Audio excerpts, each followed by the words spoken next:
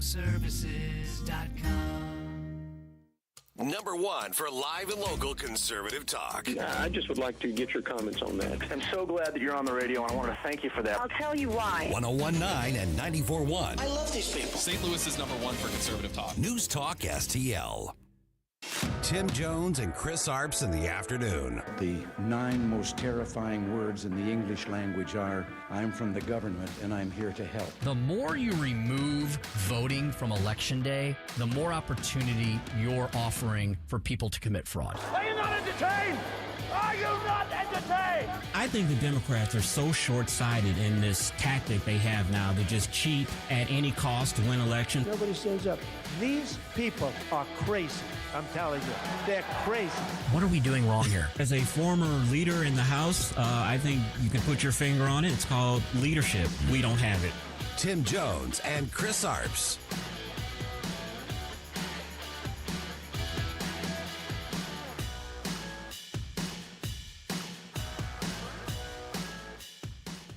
Hey everyone, my name is Brian Seaver, son of Cassie Parton, and I'm representing the Parton and Owens family today, announcing the passing of my Aunt Dolly Rebecca Parton Dean, sister, sis, Aunt Granny to one generation and Gigi to the next. Dolly has lived in the light and is in the arms of Jesus, surely met by Carl, her parents, and countless others who have watched her and longed for her to meet them in the heavens. Definitely the passing of a legend. Dolly Parton, dead at the age of 80 after months of battling a not very well-known health issue. We'll be talking about that and lots more on today's edition of the Tim Jones and Chris Arps Show. I mean, Chris, this is a woman who figured out how to reinvent herself decade after decade after decade. My young daughters knew just as much about Dolly Parton as those of us who grew up watching her back in the day. Singer, actor, entrepreneur, philanthropist, amusement park owner. Dolly did everything. She did, and she will be known more than for having big hair and big boobs. She was an entertainer. She was a country legend. I think she has sold more albums, country albums, as a woman in history. I just loved her. I thought that she just didn't take herself too serious. It seemed like she was enjoying life, just had a good time being who she was. She wasn't all full of herself and everything. I remember there was a story a couple of years ago where they wanted to induct her into the Rock and Roll Hall of Fame. And she didn't feel that she was qualified to be in the Rock and Roll Hall of Fame. So she turned it down. And I'll never forget when at one of the Dallas Cowboys Thanksgiving games. You remember that game when she showed up as a Dallas Cowboy cheerleader and had the uniform on? I'm like, what kind of chutzpah does it take to be 80 years old to show up in that outfit? Didn't take herself too serious. I love Dolly Parton. And ironically, you know, I'm become kind of a foodie. My wife and I watch the Food Network every night when I get home. And one of the shows that we are watching is a food truck show competition. And ironically, Tim, yesterday they were at Dollywood. So I just thought Were they really? Yeah, so I thought that was like really weird. Like just last night they were talking about Dollywood. That's where they had the food truck competition at one of their stops. And then I go to the Drudge Report today and I see that Dolly Parton has died. Big loss to the entertainment world, a big loss to humanity. She's someone that when you see a celebrity, that's how they should be. She was very grateful to her fans for putting her where she was in her station of life. Didn't take herself too seriously. And this was a sad day. I was really bummed out over it. And just to show you how much impact she had, not just on her generation, but every generation that's currently living on planet Earth. Chris, you know who broke the news in my little family circle? Who's that? My 17-year-old high school senior daughter. It was Abby who texted. We have a little family thread, and Abby texted around 3:45 this afternoon. Guys, Dolly Parton died.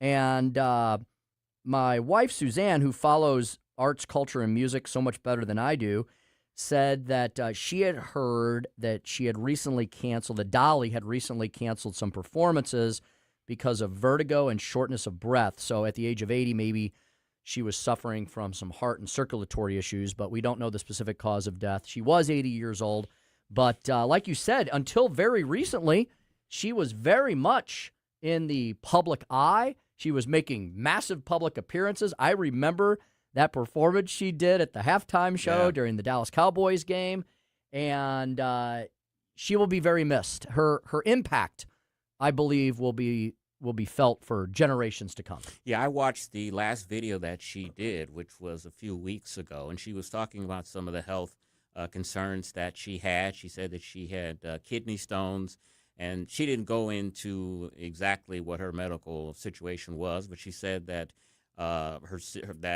that she had some medical issues, but her doctors assured her that in the coming weeks and months she would be able to perform again, and she was looking forward to that. In the videos a few weeks ago, she looked upbeat. She didn't look sick at all, so this was really, really a shock. Donald Trump weighing in, saying that she will be sorely missed and showing what an icon she is to the entire country. The president has ordered all U.S. flags lowered to half-mast as the nation mourns her loss. Where do you begin with Dolly Parton? I mean, yes, Genesis as a country music star, but she did so much more. She was like everywhere. She was ubiquitous. She was in some of the most famous movies that have ever been made. She had a theme park named after her. It's in Pigeon Forge, Tennessee. It's a huge attraction to this very day. She did tons of entrepreneurship. Her big thing was reading for children, establishing reading programs across the country. So she did just about anything that a human being could do, and she always did it with grace, and she always did it with a smile. Yeah, she did, and I'm looking it up here. She is in the Rock and Roll Hall of Fame. She was inducted in 2022, but she tried to decline the honor, but the Rock and Roll Hall of Fame would not withdraw. They said you're in no matter what. You're in so much. So just shows you just the type of person she is, and such a huge loss to the entertainment world. Dolly Parton, dead at 80. We will likely make comments about this huge loss throughout the show, bringing any other details that come in. I'm sure there's going to be many celebrations of her life, many memorials, large services. She had a huge following that, as we mentioned, extended through pretty much every living generation of not only Americans, but she was an international sensation. And one last note, she lost her husband of 60 years last March. And, usually a lot of times when people have been married that long, their surviving spouse kind of passes, not immediately, but soon afterwards. And like I said, she had some health problems, but I also think probably just the loss of a companion of 60 years doesn't make it any easier, of course. Another testament to her and her character. You don't hear a lot about 60-plus year romances in today's world. So Dolly Parton, unfortunately, has passed, but she's gone to the great beyond, as we know. She was a huge, huge Christian. Jesus, the good Lord above, a very important part of her life. And we'll continue to reminisce and remember her throughout the program. It feels today. like an era has passed. When certain movie stars passed that were movie stars 20 or 30 years ago. Now most of them are gone now. I mean, I'm talking about like Dean Martin and Frank Sinatra and Sammy Davis Jr. When they all passed, it was kind of an era pass, and I put her in kind of that same genre, just hugely talented, famous person. And it's like, wow, Dolly Parton's gone. And it almost seemed like, because she was so youthful and energetic, it was almost like, Dolly Parton's going to live forever. She's going to be 100 easily. Yeah, she'll be around for a while. And it's funny because my Speaker Stump speech has a generational theme to it today. So we'll get to that in a moment. Let's bring in producer Joey V here because, Joey, she was a movie star as well, wasn't she? Of course. I just watched a few months ago The Best Little Whorehouse in Texas for the very first time. I forgot and she was it's actually an amazing movie. I mean, she's got so much charisma. Her and Burt Reynolds pull it off. You'd think, I don't like musicals. Well, when all the women are scantily clad, I think it's something that you would want to check out. And Larry Connors just did a whole behind the story about the Little Whorehouse in Texas, because it was a real place in LaGrange. He just did that one, I think, 2 months ago. Mm-hmm. I forgot she did that movie. I always think of her in her movie debut, I think, 9 to 5. That's what really kind of put her on the map as an actress. That one was huge. And then one of the ultimate tearjerker movies to this very day, Steel Magnolias. She was in Steel Magnolias, where she played the sharp-tongued hair salon owner, Truvy Jones, in a star-studded cast that included Sally Field and Julia Roberts. She was also, in The Best Little Whorehouse in Texas. That was 1982. Straight Talk in 1992, and a movie called Joyful Noise where she starred alongside Queen Latifah as rival choir members in another musical comedy drama that was back in 2012. Dolly Parton, who has passed on to the great beyond at the age of 80 years old. We have a big show for you here today. We will be shifting gears in the next segment and bringing things back to the regional and local level, of course, with David Stokes, Director of Municipal Policy at the Show Me Institute. We're going to be talking to David about home prices in St. Louis. Chris, did you know that Market Watch has declared St. Louis is actually one of the most affordable U.S. cities in which to buy a home, and it's held that moniker for over 130 years. Yeah, that doesn't surprise me at all. I mean, St. Louis, one of the few things that it has going for it, it has a very affordable standard of living. Gas prices are always 10, 15, 20 cents lower than the national average, and so it doesn't surprise me that our homes are affordable here as well. Probably groceries and a lot of other things. We are still dealing with this controversy involving paying St. Louis County police officers. Chris, this battle is continuing in the county of St. Louis. Sam Page's office saying that they're $3.5 million short to cover officer salaries to the end of the year. We'll ask David Stokes if Sam Page is using the police as pawns in this budget discussion. Would he do that? No way. Sam Page? Yes, he would. I think he would, yes. Well, we'll get David. You know what? We'll get the experts' thoughts on that. We'll ask David Stokes what he thinks about that and more at 4:25. How about Chris's Corner today at 4:45? Yeah, Tim, Democrats are starting to have some second thoughts over Michigan Senate candidate El Sayed Abdul Rahman. That's his full name, El Sayed. He is not disavowing podcaster Hassan Piker, who made some controversial comments last week where he said that American Jews are responsible for any violence that may occur against them because of their support of Israel, and they shouldn't be surprised by that. And that's kind of blown up the Democratic Party in that race, and he is standing by Hassan Piker, and I'm going to have some thoughts on that at 4:45. Michigan, extremely important this year. There's no way the Democrats take back the Senate if they don't win Michigan. It could be very difficult for them. Tris, speaking of generations, my speaker stump speech was inspired by the great Todd Showalter. Todd puts out a weekly email, and some of them just make me laugh and make me think. Chris, you know how people are like, just because you and I are over the age of 50, people think we're boomers, not knowing that the boomer generation is actually older than us. Exactly. Todd did a recent monologue on this called Boomer, Thanks for the Compliment. So we're going to talk about boomers and what's up with all this boomer bashing. Like, I don't understand it. Is it just because they're like the greatest generation? Unfortunately, almost. There's still some here, but very, very small amount of them. So the next biggest older generation is boomers. So is that why they're getting all the hate these days? I don't know. I think a part of it is if you look at all of the generations, the boomer generation is the wealthiest. They are the ones that are the most politically active. And I think you see these young people who are graduating with their women's studies degrees and are finding trouble getting good jobs and still living in their parents' basements at 37, they're blaming the boomer generation for that. Yep, so I ask, what's up with all the boomer bashing? And Todd Showalter says, Boomer, thanks for the compliment. We'll get his take on that in this today's Speaker Stump speech at 5:07. Dr. Randy Tobler back with us this Tuesday. He's, of course, the host of the aptly named Randy Tobler Show every Saturday here at Newstalk STL. Runs 6 to 9 a.m. Great way to start off your weekends and your Saturday mornings. We're going to talk about the Trump administration successfully revoking up to 200,000 visas. And, Chris, the big news that came out yesterday from the Supreme Court saying that, yes, Donald Trump's executive order on restricting mail-in voting shall stand. Yeah, but the reason why they said that is because the Democrats sued too early. You got to actually implement the plan before you can sue. And so that's what John Roberts said yesterday. You jumped the gun. You can't sue yet. Plan has to be implemented first.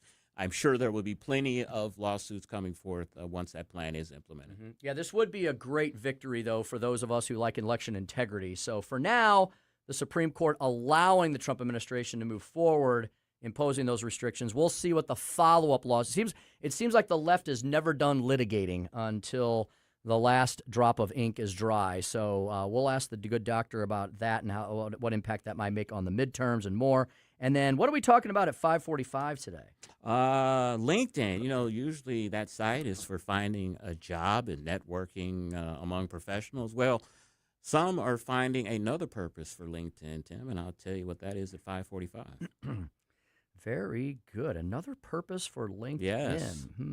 Is it a nefarious one? I'll leave it. I'll say this: it's you and I wouldn't use it. For Okay. All right. So some notorious LinkedIn news at you and I would have no need to use LinkedIn for this purpose.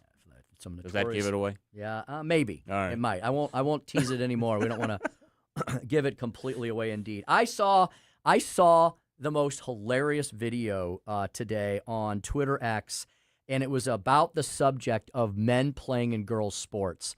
And it was like one of these hidden camera things where this group of dudes were like, you know what?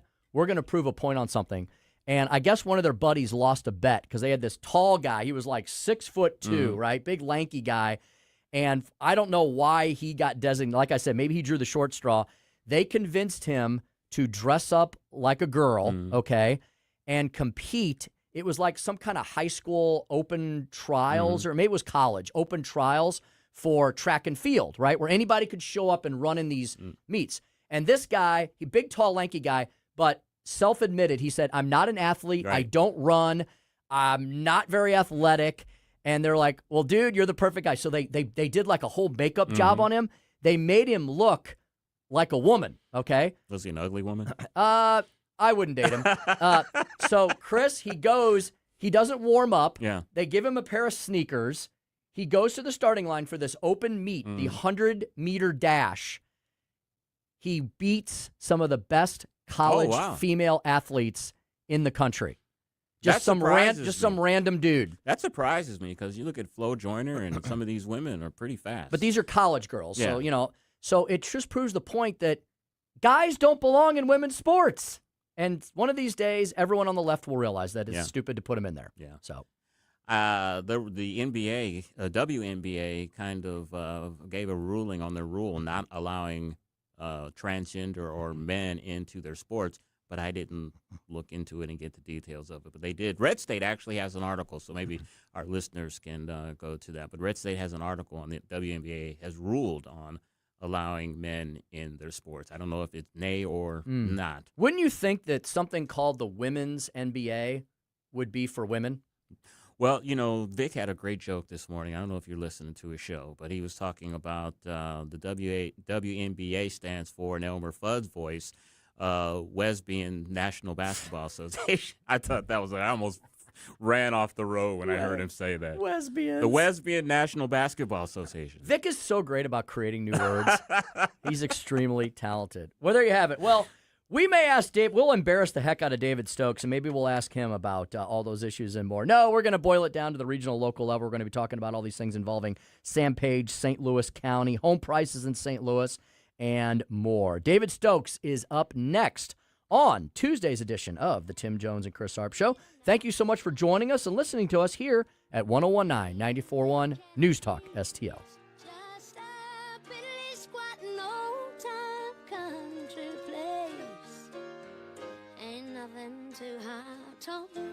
Tim Jones and Chris Arps, driving the leftist crazy all afternoon. But there's nothing dirty going on. Nothing dirty going on.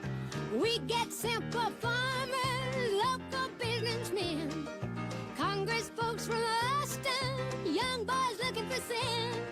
From the News Talk STL Weather Center. I'm First Alert 4 Chief Meteorologist Steve Templeton. Chance for a few storms in the morning, especially south of St. Louis, otherwise a low of 71.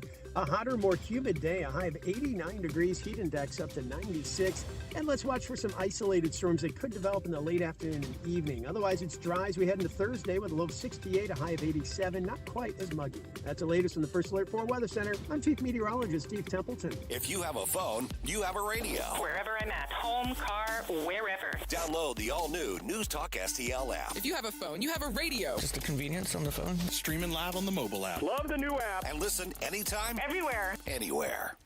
If you don't have product, services, filters from Jones Air and Water, then you are the filter for all the gunk and the junk in your air or your water. Doesn't that sound gross? Yeah, don't do that. Get Jones Air and Water out to your home or your business or your commercial or industrial facility ASAP and let them tell you all the ways, show you all the ways that they can improve the air and water quality at your home or at your business. JonesWater.com is where you find Jones Air and Water. They're my brothers and sisters from another mother. JonesWater.com. If you go to JonesWater.com, you'll see they've got a brand new revamped website where you can make an appointment. You can check your water by area. So Jones Air and Water has been in business for so many decades and in so many areas of our region, St. Louis County, St. Charles, Lincoln, Warren, Franklin, Jefferson, and more, that they know, because of all the records they keep, what the water quality specifically is in your area. So you can go to JonesWater.com, do it right now, punch in your town or your zip code, and they'll basically give you a free instant water report. And then you'll go, oh, my goodness, I got to get that stuff out of my water. So you give Everett Jones a call. He or Austin, his son, will come out, and they'll test your water on site just to confirm it, corroborate what they believe is likely there. And then they'll advise various systems and products and services that you can install to improve the water quality at your home. The reverse osmosis system, we have it here at the station. I have it in my Jones home. It's fantastic. It's that little like silver nickel-plated spigot you can put anywhere on any sink in your home. Delivers an endless supply of delicious, clean water, building block of great nutrition.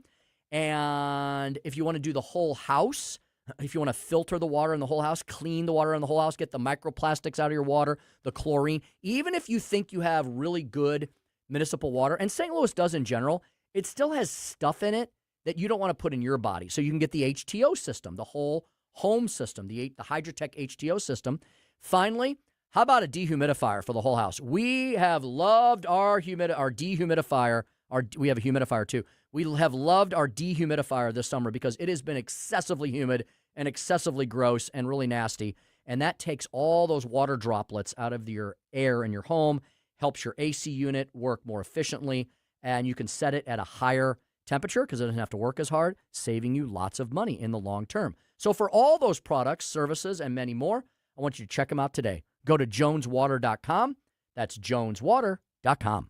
Hi, I'm Rodney Wallner. And I'm Jen Wallner with the Wallner Home Selling Team at Berkshire Hathaway. Hey, Jen, how do you sell your home for top dollar? That's easy. Call the Wallner Home Selling Team at 314-810-SOLD. What if I want a flexible commission plan? Call the Wallner Home Selling Team at 314-810-SOLD. What's the best time to sell your home? Right now, call the Wallner Home Selling Team at 314-810-SOLD. For all your real estate needs, call the Wallner Home Selling Team at 314-810-SOLD. That's 314-810-SOLD. Hi, this is Congresswoman Ann Wagner from Missouri's 2nd District.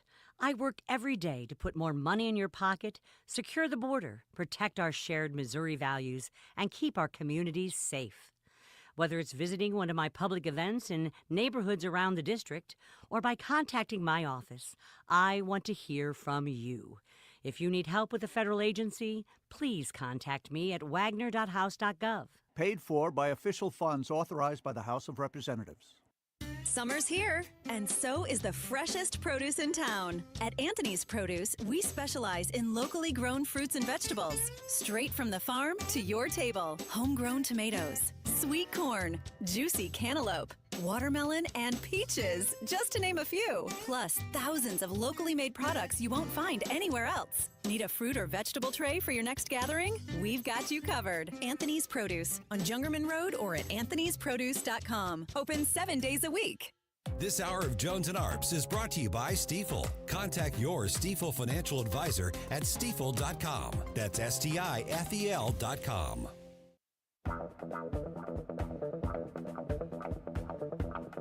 You're listening to Tim Jones and Chris Arps.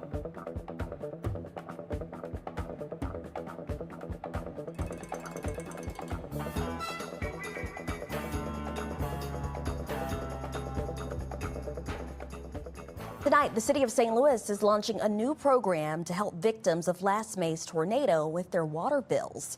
It offers 50% discounts and credits to help. The city says across the area impacted by the tornado, over 4,000 accounts are delinquent on water bills, representing about $4 billion in outstanding water debt. We want to help residents achieve lower balances, manage their payments, and lower their water bill going forward. Because every household circumstances are different, we're offering several pathways to relief. David Stokes over at the Show Me Institute. In high school, you talk about spike. I had a very short spiked. It was I knew there's some spike somewhere in that stuff. It wasn't very punky. It was more Leave It to Beaver-ish, maybe. And as he does every Tuesday, David C. Stokes. David, how are you, my friend? Hello, Chris. Hello, Tim. How are you guys? We are doing fantastic.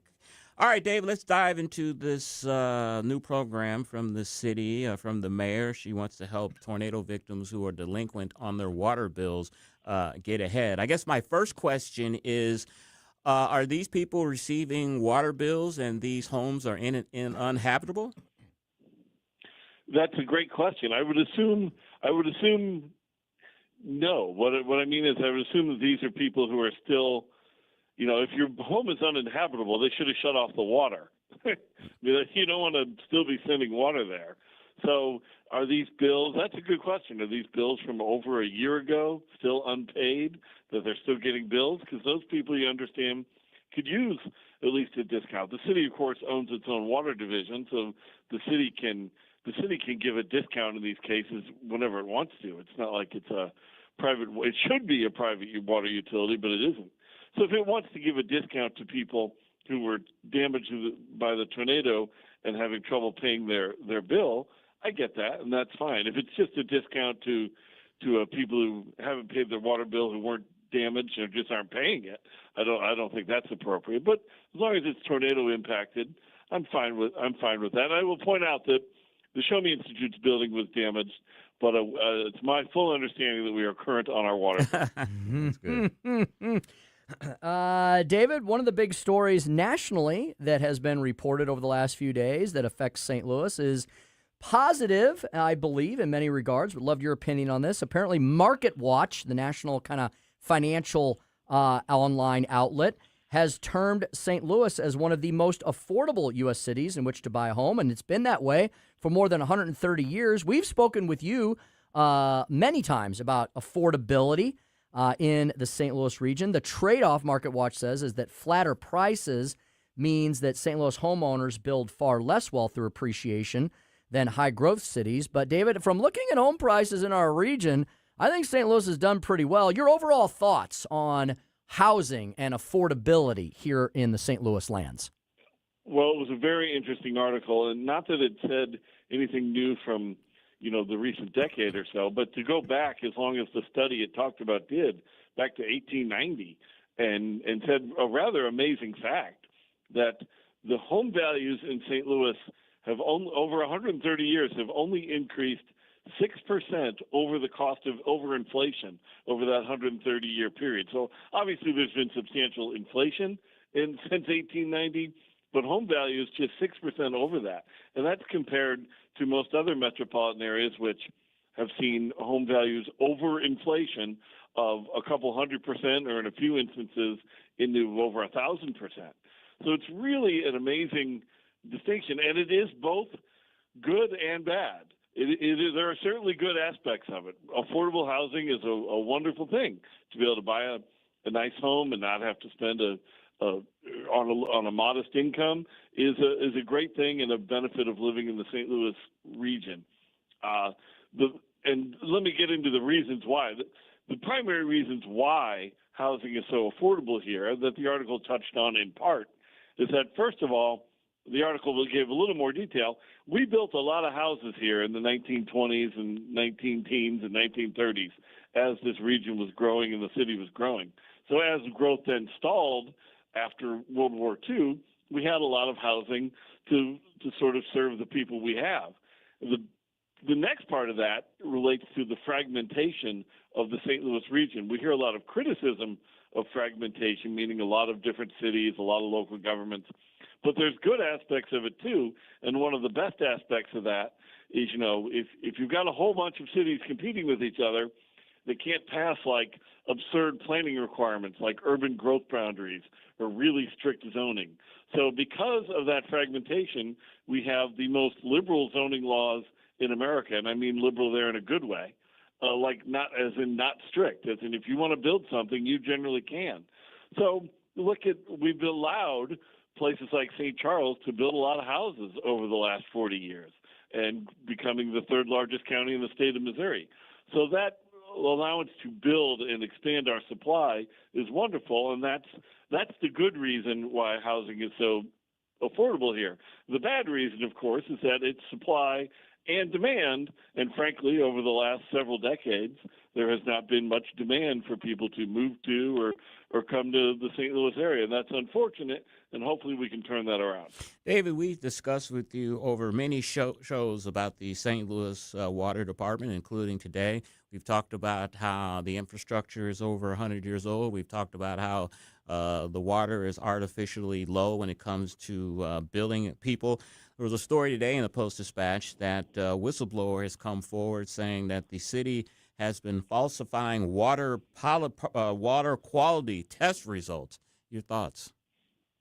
Well, certainly I've read that article, and I figured we might discuss it. It's very interesting. I have no idea if these accusations from the whistleblower are true or not, but I will say that, yes, the city water defenders, the many people in city government who want to continue the city operating its own water division, have been praising the quality of the city's water for many, many years. 10 years ago, it won some best tasting water competition. And no doubt, the water in the city does taste better than the water from many other parts of the country.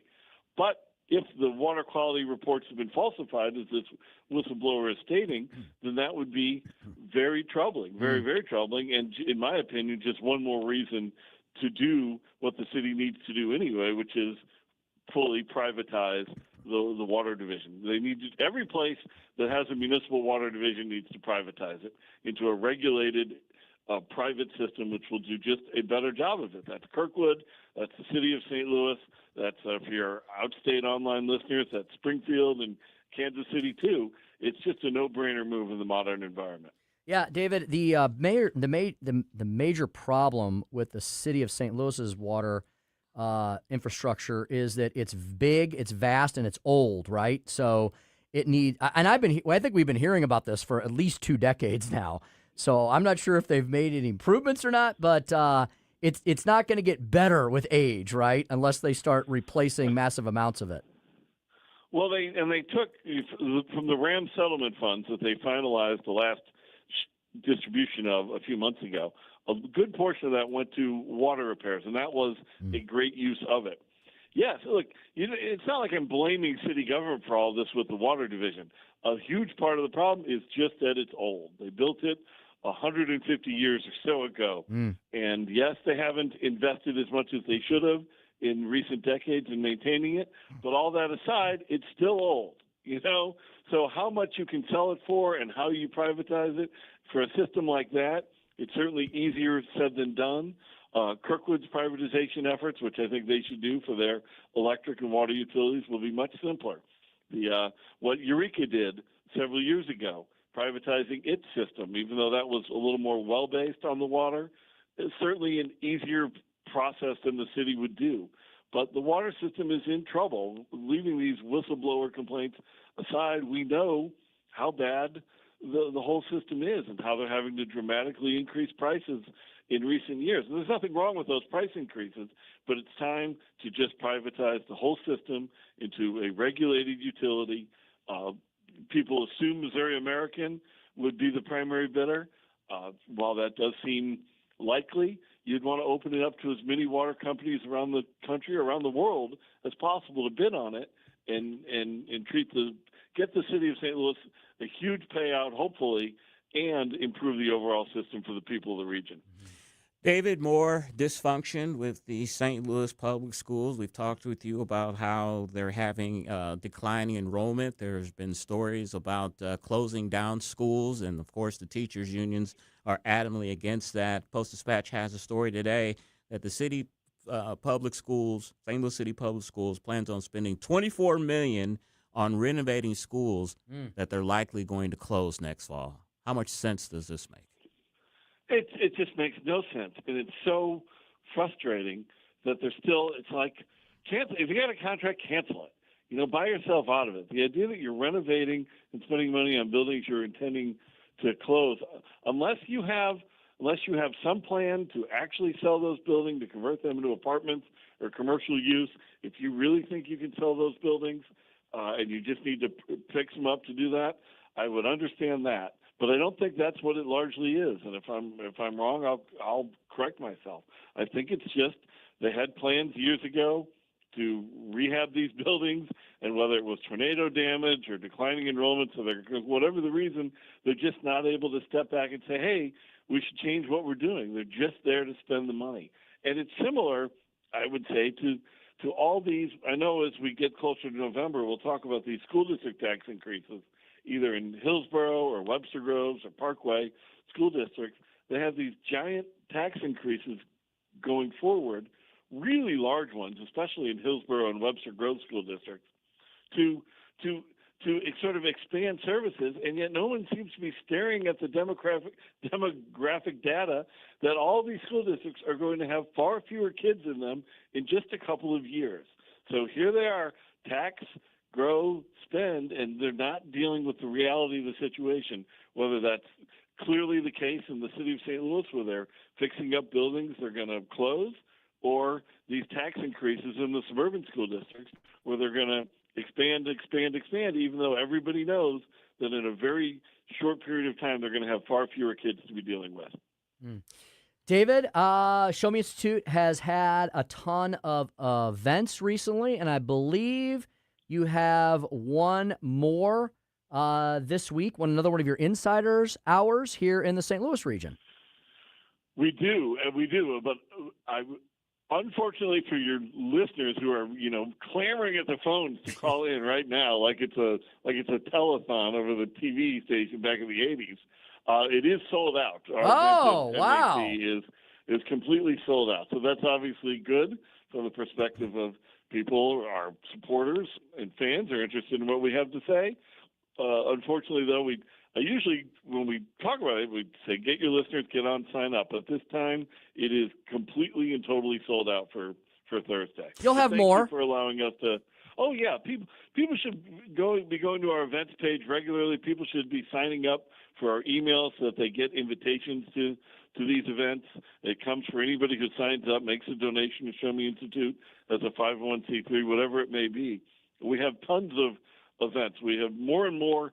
About 2 years ago, we fully recovered and got back to where we used to have events pre-COVID, and it's going great. Attendance is strong. We had a really good event in Columbia last week, and a good crowd there. And I think we're going to have a fun time on Thursday here in St. Louis. And, David, before we let you go, do you have a favorite Dolly Parton song, movie, or favorite ride at Dollywood?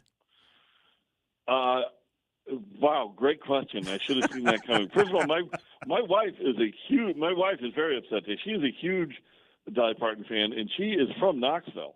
So we have my favorite thing related to Dolly Parton is not Dollywood, and I have been to Dollywood, but her group has had a water park affiliated with Dollywood. It's like the Dollywood Water Park, and it is great. I've been to the Dollywood Water Park, very close to the Dollywood theme park, probably a half dozen times with family when we're visiting my wife's family. And that is a great water park, and that is my favorite thing associated with Dolly Parton, other than, of course, all the wonderful charity work she'd done her whole life. And that's David Stokes, Director of Municipal Policy at the Show Me Institute, showmeinstitute.org, and on X, David C. Stokes. Thank you, David. Thank you, gentlemen. Talk to you again soon. All right, see you both soon. 444, Chris's Corner. Are Democrats having second thoughts about El Sayed? I think they are, and I'll tell you more next on the Tim Jones and Chris Arps Show on 101.9, 94.1 News Talk STL.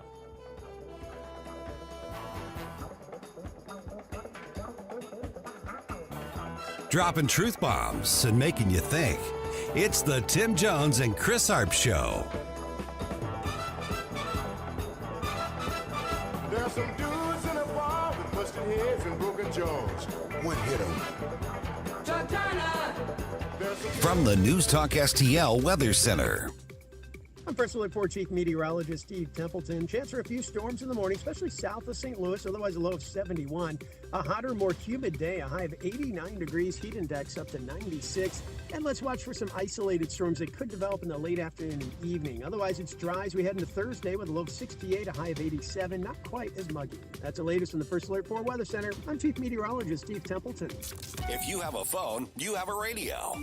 Download the all-new News Talk STL app. Love the all-new app. And listen anytime, anywhere.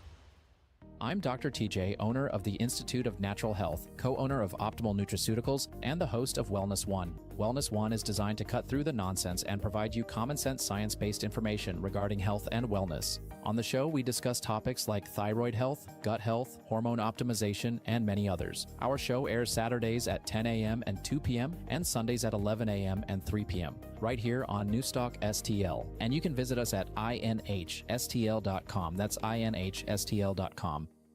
Hey, when pests invade your home, you need someone you can trust. It's Jamie Allman here, and at Buckingham Pest Control, they're not just your exterminators. They're your neighbors and friends. A locally owned family business and St. Louis Magazine A-List award winner, providing affordable, quality pest control. Plus, they offer energy-efficient TAP attic insulation, the only insulation that controls pests. BuckinghamPestControl.com. That's BuckinghamPestControl.com. This is Stacy with Reach Reproductive Health. Join us October 22nd for our annual Reach Gala at the Factory in Chesterfield. It will be a night of incredible live music and inspiring stories, and we're excited to finally reveal our keynote speaker, Michael Gosling, birth son of Michael McDonald of the Doobie Brothers, who will share his powerful story and adoption witness. You won't want to miss it. Register or sponsor a table at outreachforlife.org/gala.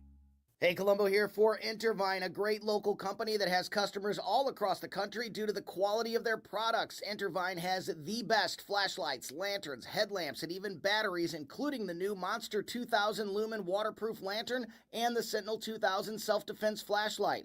Our home and vehicles are full of great Intervine products, and right now you can shop their website and get 25% off your entire purchase just by using my name, Tony, as your promo code. That's promo code Tony at Intervine.com. On the next, Larry Connors USA. The story behind the story, the rise and fall of TV evangelist Jim Baker. Larry Connors USA. Now weeknights 6 until 8 on News Talk STL. Chris's Corner, brought to you by Timothy's Restaurant at 12710 Olive in Creve Coeur.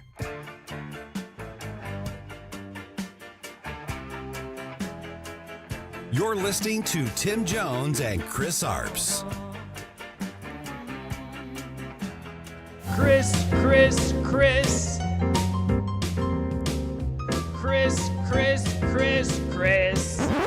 And if you don't know, now you know. And now, Chris's Corner. Are Michigan Democrats already experiencing buyer's remorse over their nominee for the United States Senate? Abdul El-Sayed won the Democratic nomination as the energetic face of the party's progressive future. But now that the primary is over, Democrats are discovering something Republicans have been warning about. El-Sayed's political associations may be much harder to defend in a general election. The latest controversy involves Hassan Piker, the far-left internet personality who endorsed El-Sayed, appeared with him at campaign events, and helped him reach younger progressive voters. During a recent live stream, Piker displayed a photograph of Jeremy Moss, a Jewish Michigan state senator and Democratic congressional nominee, and said, quote, "If Jews in America keep putting this idea out there that they are singularly invested in Israel, eventually someone is going to come around and take action, not against the state of Israel, but against American Jews." Think about what he's saying. If Jewish Americans publicly support Israel, violence against them may eventually follow. That isn't simply criticism of the Israeli government. It sounds like a warning that Jewish Americans could bring anti-Semitic violence upon themselves. Michigan Democrats certainly understood the implications. Congresswoman Hillary Scholten said Piker's discussion of violence against American Jews and his decision to name Jerry Moss was unacceptable, full stop. She called Piker a hack who thrives on hate, shock, and awe, and said his rhetoric was dangerous, disgusting, and had no place in Michigan or America. Jeremy Moss responded that he would not be lectured by a California podcaster about what Michigan's Jewish community should believe. He added that Jewish Michiganders would not be gaslit into accepting responsibility for anti-Semitic harm committed against them. Former El Sayed primary opponent Congresswoman Haley Schultz Stevens has also called on El Sayed to end his relationship with Piker. Stevens said Piker should be condemned and that there should be no affiliation between him and Michigan's Democratic Senate nominee. Even Democratic strategist Trey Easton, who says he desperately wants El Sayed to win, called Piker a predictable general election liability and urged El Sayed to distance himself clearly and directly. And there is the problem. El Sayed issued a carefully lawyered statement saying nobody speaks for his campaign except El Sayed and his official spokespeople. He called anti-Semitism a scourge and affirmed everyone's right to political advocacy without fear of violence. But he did not clearly say, I disavow Hassan Piker. His remarks were anti-Semitic, and he will have no further role in my campaign. Instead, El Sayed complained that politicians and pundits were trying to make the race about a Twitch streamer. No, doctor, they are making the race about your judgment. You embraced Piker when his enormous online following helped you win a Democratic primary. Now that his rhetoric threatens you in the general election, you want voters to believe he was merely some random internet personality who wandered into your campaign. Democrats are not necessarily abandoning El Sayed, not yet, but they are beginning to recognize what they nominated. They wanted progressive energy. They may have received a candidate tied to the most inflammatory elements of their party at a time when Michigan's Jewish community is already deeply concerned about anti-Semitism. The question for Democrats is no longer simply whether Hassan Piker went too far. The question is whether Abdul El Sayed knew exactly who Piker was when his support was politically useful, and whether El Sayed now lacks the courage to disavow him when that support has become politically dangerous. That is not leadership. That is political calculation. And that is my Chris's Corner. I ask you to follow me on X at Chris_Arps and on Facebook, Christopher Arps Politics. Little buyer's remorse, I think, is starting to set in within the Democrats. They've seen this Hassan Piker guy is very dangerous. He's a flaming anti-Semite, and you've got El Sayed won't disavow him, Tim. Yeah, Hassan Piker has been causing trouble for months. I think I did a speaker stump speech on him a long time ago. And, you know, it's funny, Chris, the left, the Democrats, they seem to love the bright, shiny new objects, right? The people that grab everybody's attention. And they don't seem to be doing a very good job these days of, like, really doing their Oppo research on these people and seeing how radical are these people really. And let's remember, the Jewish American population has been a reliable Democratic voting bloc for generations, and now they're threatening to drive all those people away. I don't know if they're all going to become voting Republicans, but they could just stay home. And it shows you once again how the mainstream Democratic Party is beholden to their radical left base because they feel that is where the energy is in their party. That's why they won't disavow people that are talking about abolishing prisons or abolishing ICE or having people get paid not to work, open borders. They won't disavow those people because that is where the energy is in their party. And El Sayed won't disavow Hassan Piker because he brings young progressive voters to the table, and they feel that's where the energy is, and they won't disavow him on that. This is kind of a tail wagging the dog situation when it comes to the Democratic Party right now. And the tail is their most radical part of their base, and it is the one that's running the show right now. And they're like a cat chasing the laser pointer around, and they're not stopping to think, okay, is this stuff just a fad right now? Is this just where the young folks are? Are people going to outgrow this? Or is the Democratic Party going to become more and more communist? We really don't know the answer to that. They kind of got to answer that for themselves, because if they completely succumb to this extremely radical base, what if a different chunk of the Democratic Party goes, no, we're not really going to follow there, and then they've made their bed and they got to lie in it. So, you know, that's why you should have core principles. And they seem to be throwing all those, like, okay, we got to get back in power. Okay, what's really popular right now? Hating the Jews and hating Donald Trump. Okay. And America. And America. All right, well, I don't know that that's a long-term positive vision necessarily, but that's what they're going after in 2026. And this shouldn't surprise anyone, but today Anthony Fauci's lawyers have launched a legal defense fund for the embattled Dr. Tim. Of course, he is facing state and federal investigation for his role in COVID-19. And I'll be very curious to see just how much money does this fund raise. I brought it up during his Senate hearings when he pled the Fifth 111 times that you didn't really see a lot of Democrats and a lot of liberals coming out to defend him.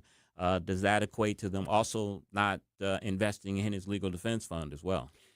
Yeah, and this kind of proves the point of what I was previously saying. It was very popular. See, what's popular is not always right. And Tony Fauci was extremely popular for several years during COVID. They were literally making shrines to the guy. People literally were lighting candles to the anti-saint Tony Fauci. And now, Chris, that all this new information has come out, it's embarrassing to everyone who was prostrating themselves on the Fauci altar when we're learning that the whole mask thing was almost entirely made up, especially the cloth masks, right? When we're learning that the 6 feet of separation was completely arbitrary, when we're learning that there really was absolutely no reason for kids to be kept home from school. And so now Democrats are like, yeah, we never said that. That was that Fauci guy. Exactly. And so, yeah, you're right.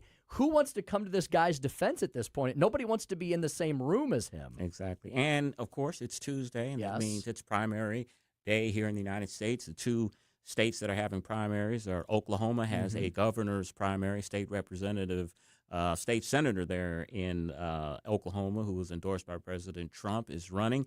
And the big race today is the South Carolina runoff. That is Darlene Graham running against Ralph Norman, who is part of the Freedom Caucus, Tim. But he kind of got sideways with President Trump because he endorsed Nikki Haley during the 2024 presidential campaign. If you were a betting man, Tim, Darlene Graham or Ralph Norman tonight? I'll tell you what, this is like a coin flip. Back to the point that we were talking about a few days ago, where one vote can swing an election. I saw a poll this morning on this very race, and it was like 46.7 to 46.8 with 4% undecided. So it could end up being a little bit bigger. There is so much emotion attached to the Graham name in South Carolina, but Ralph Norman seems to be really enjoying the conservative support, the conservative fire. Man, I don't know which way I go on this. I think Darlene's going to pull it out only because she has the Trump endorsement. I think that's going to make the difference in that race, but we will see tonight. And, of course, we'll talk about it tomorrow here on the show. All right, Speaker Stump Speech. Boomers! What's up with all this boomer bashing? I'm going to defend all you boomers when we come back. And then we'll speak with Randy Tobler at 5:23. You're listening to the Tim Jones and Chris Arps Show on 101.9 94.1 News Talk STL, number one for live and local conservative talk.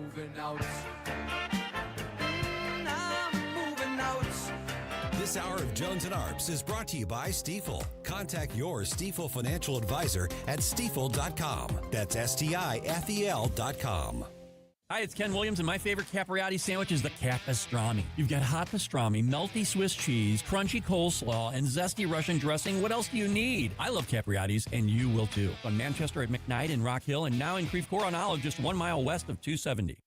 Rhino Shield is engineered to outlast paint, formulated to outsmart the elements. Rain or shine, sleet or snow, mold or mildew. Our home exterior coatings intelligently designed to stand up to Mother Nature. Call 877-25-RHINO or 877-25rhino.com. Hungry at midnight? Craving a home-cooked breakfast at noon? At Gingham's Homestyle Restaurant, we've got ya 24 hours a day. For 35 years, folks have been coming back for our famous fried chicken, bone-in catfish, country fried steak, slow-cooked pot roast, scratch-made pancakes, or a slice of homemade pie. Daily specials and a loyalty rewards program that actually pays off. There's always a reason to come back to Gingham's Restaurant in St. Charles. Skip the wait. Join our waitlist on Yelp or at ginghamsrestaurant.com. Hey, it's Tony Colombo. Join us every Wednesday at 3 p.m. as we take a break from the chaotic news cycle and have some fun with Skip Weber and Mark Close when we open Close's Cabinet. Brought to you by Weber Chevrolet. Check out what's happening at all 3 locations by going to weberchevrolet.com. Your trees do a lot for you. Shade, beauty, curb appeal. But are they safe? Clever Tree Service has been protecting St. Louis homes and landscapes for over 20 years. Pruning, trimming, removal, stump grinding, even 24/7 emergency storm service. Fully insured, eco-friendly, and always focused on you. From Kirkwood to Chesterfield, Webster Groves to Wildwood, your neighbors trust Clever Tree Service. Visit clevertreeservice.com for your free quote today. KLGY HD3 Clayton, K270BW Bellefonte, KNBS Bowling Green. This is News Talk STL at 1019, 94.1, and always streaming at newstalkstl.com. News this hour from Town Hall. I'm Keith Peters in Washington. Tonight is the runoff for the Republican nomination for Senate from South Carolina. South Carolina voters are deciding who will replace the late Senator Lindsey Graham in the Senate.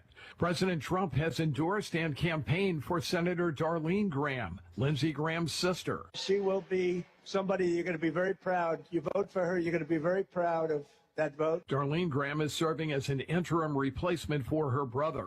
Her opponent is Congressman Ralph Norman, who has told supporters that while he wanted President Trump's endorsement, the voters will ultimately determine who wins. I asked for the president's endorsement, didn't get it. But anybody would want the endorsement, but he chose who he did, and that's fine. That audio courtesy of WSOC TV. I'm Mike Hempel. The Supreme Court has delivered an initial victory to the Trump administration in its efforts to strengthen mail ballot security ahead of the 2026 midterm elections. Correspondent Ken Lorman reports. In a 6-3 ruling, the justices lifted a lower court injunction blocking key provisions of President Trump's executive order in California and 22 other states. The plan would create a federal list of eligible voters and direct the Postal Service to deliver ballots only to those voters. The White House calls the measures common sense steps to protect election integrity. Ken Lorman reporting. Dolly Parton, the iconic songwriter, singer, and actor, has died. A statement from her publicist says she died peacefully Tuesday at the age of 80 in Nashville, Tennessee. Parton wrote and sang hundreds of songs, including classics like Jolene and Coat of Many Colors. On Wall Street, the Dow up by 180 points, the Nasdaq rose 171, the S&P advanced 24. More at townhall.com. Are you carrying more than $10,000 in credit card debt? Do you feel like you're running on a financial treadmill, making payment after payment, month after month, yet never getting ahead? If you're tired of watching your hard-earned money disappear into interest charges, there may be options available to help you take back control of your finances. At Total Financial Freedom, they'll show you what qualified consumers may be able to save through programs designed to help them resolve debt faster than making minimum payments alone. The consultation is free, confidential, and comes with absolutely no obligation. Why spend years, sometimes decades, paying thousands in interest when there may be a better path forward? Total Financial Freedom is a Christian-owned company that has helped thousands of Americans pursue financial freedom for nearly 20 years and is proudly A+ rated and accredited by the Better Business Bureau. Call now and ask how you can receive a complimentary copy of The Debt Dietitian. Stop running in place. Start moving toward financial freedom at 866-844-7344. 866-844-7344. From the News Talk STL Weather Center. I'm First Alert 4 Chief Meteorologist Steve Templeton. Chance for a few storms in the morning, especially south of St. Louis, otherwise a low of 71. A hotter, more humid day, a high of 89 degrees, heat index up to 96. And let's watch for some isolated storms that could develop in the late afternoon and evening. Otherwise, it's dry as we head into Thursday with a low of 68, a high of 87. Not quite as muggy. That's the latest from the First Alert 4 Weather Center. I'm Chief Meteorologist Steve Templeton.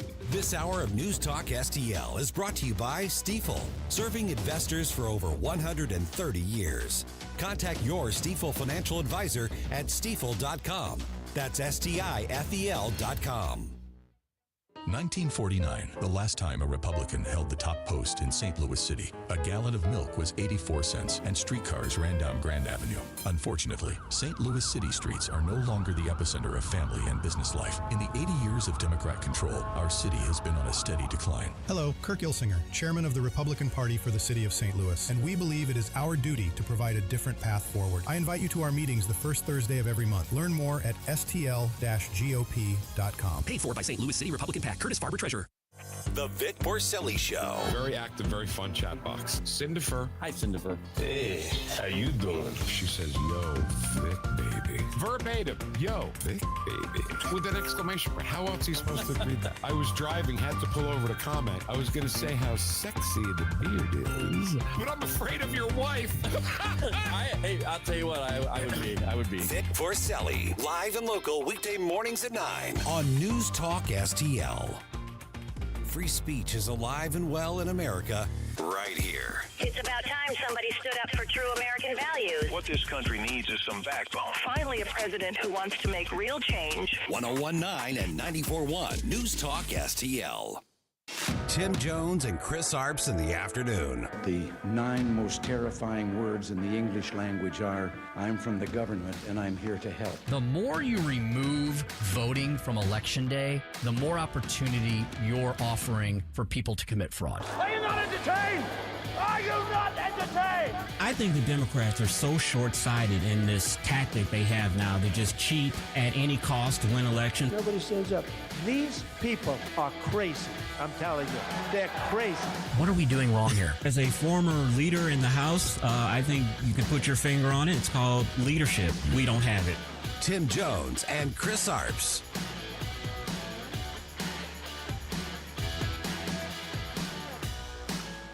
How about the net favorability rating in the Democratic Party? Look at this. Look at this long-term trend. In 2012, it was minus 2 points. Look at where it was in a CBS News poll that came out within the last month. The Democratic Party's net favorability with non-college white voters, minus 36 points.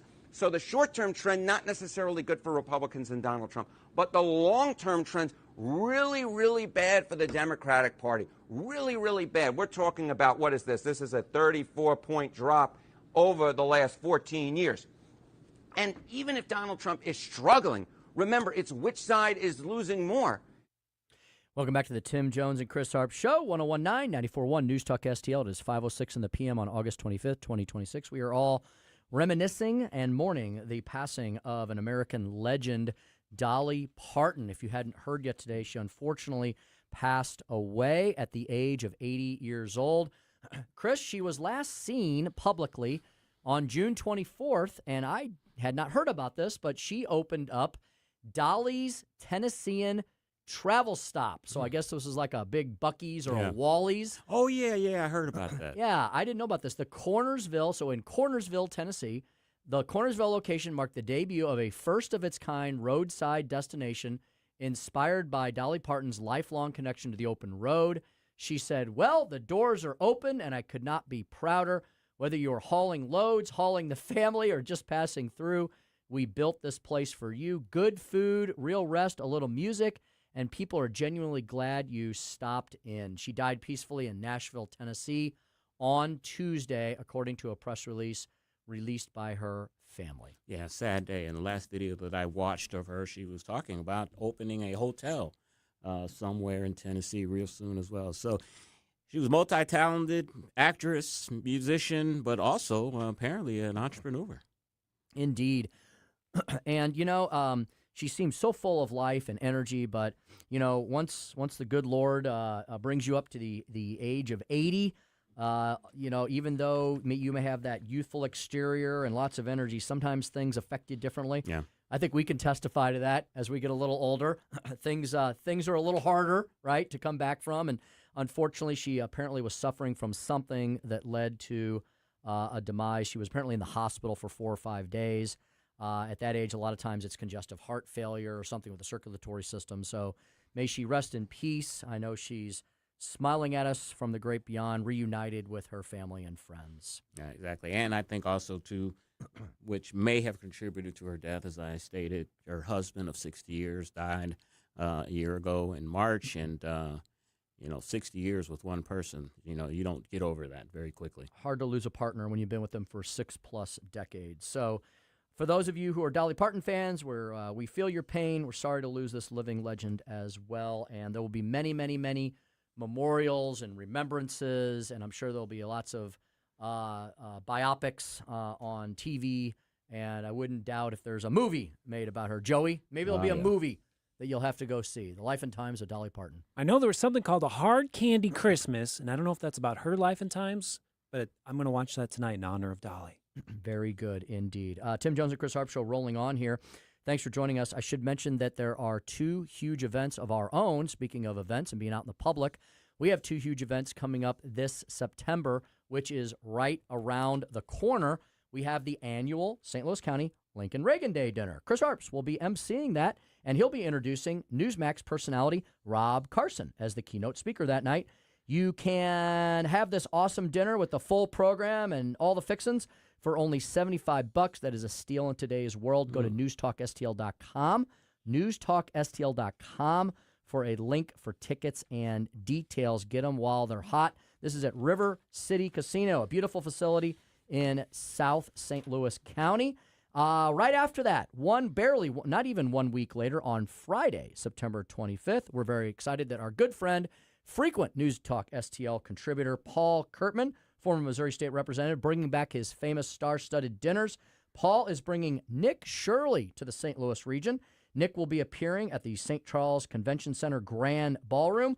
We'll be hosting. I'll be helping MC that. We'll have a lot of other VIP speakers announced soon. Ticket includes dinner and a program.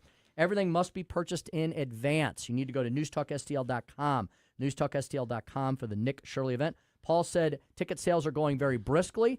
They're on track with his last event, which was, believe it or not, 5 years ago when he brought Don Jr. and Seth Dillon of the Babylon Bee into town. So get your tickets while they're available. This event will likely sell out. And remember, his payment provider canceled him because he had those 2 gentlemen as his guests. I think Paul went viral for that. He did. We were reporting on that. That was right after we first launched this News Talk STL station. And how cool is that Paul is bringing these dinners back during the 250th anniversary of America and the News Talk STL 5th anniversary. He doesn't even live here anymore. It makes it even better. Yep. He is. He's frequently back though. I'm not sure Paul seems to have 1 foot in Missouri and 1 foot in Florida. So we'll see where he eventually ends up. But he says the Panhandle is a great place to live and work and raise a family. It's Florida, low taxes and good weather most of the time. Pretty darn good weather most of the time. Just dodge the hurricanes. Right there in that clip there, Harry Enton. I love when Harry Enton gets excited about the woes of the Democratic Party. Chris, can you believe that swing in 12 years? White non-college educated voters, basically blue-collar, working-class Americans, have shifted 34 points to the negative for the Democratic Party. I mean, you talk to these people, they basically use the Ronald Reagan mantra that I didn't leave the Democratic Party left me. The party's become woke. It's been focused on things that are un-American. They're focusing on women and minorities, and white men feel left out. And I think the Democrats know that statistic that you cited there. That's why they're nominating people like Graham Plattner and Troy Jackson up in Maine. Mm-hmm. Indeed. And Harry had a very interesting point there. He said, look, don't be fooled if the Democrats do have some victories this year. History's on their side. It's a midterm election.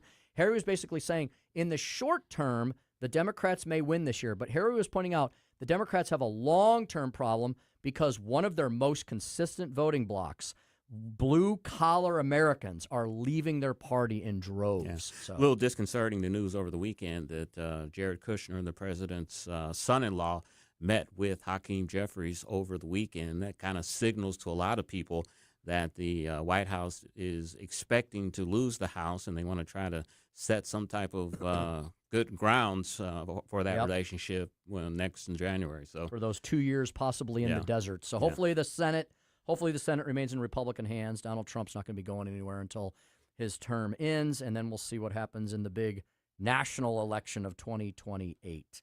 Hey, speaking of generations and the different generations, what's all this boomer bashing about? Well, that's the subject of today's Speaker's Stump Speech.